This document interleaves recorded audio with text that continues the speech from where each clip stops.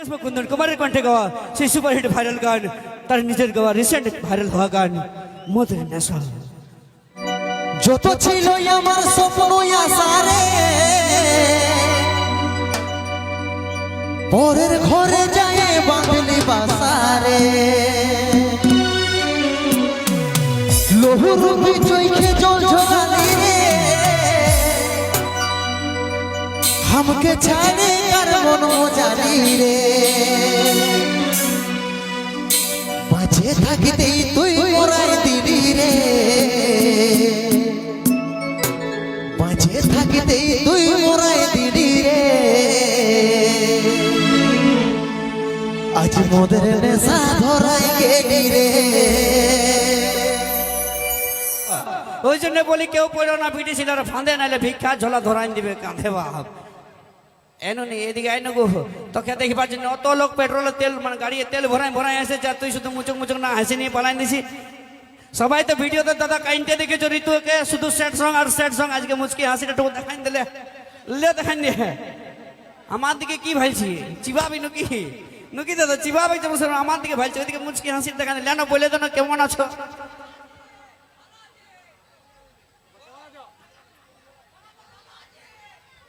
কি বটি নাকি গো তুইও কেমন আছো?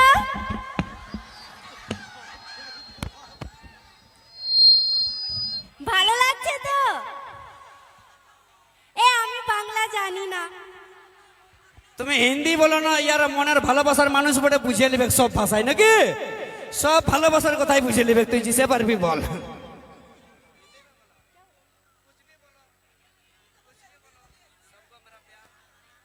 हिंदी में बोलेंगे? কমেন্টে খাওয়াইন যেন নাই গো, গলার আওয়াজটা বেরাচ্ছেই নাই যে।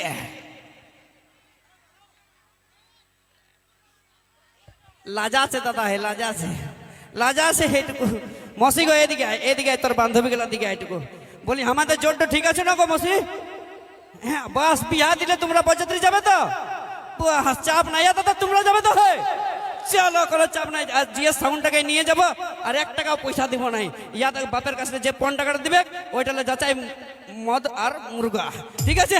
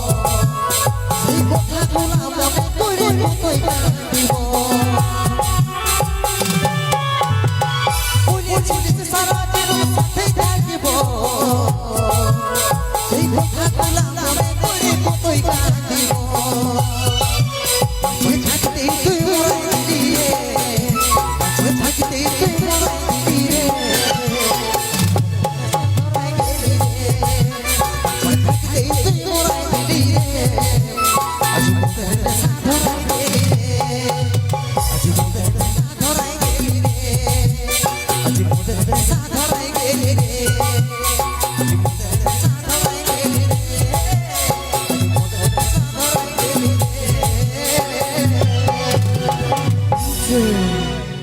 তাই সত্যি কথা দাদা, মদ কিন্তু বন্ধুরাই খাইতে শিখায়, যাই বলো তাই বলো, তাই তো?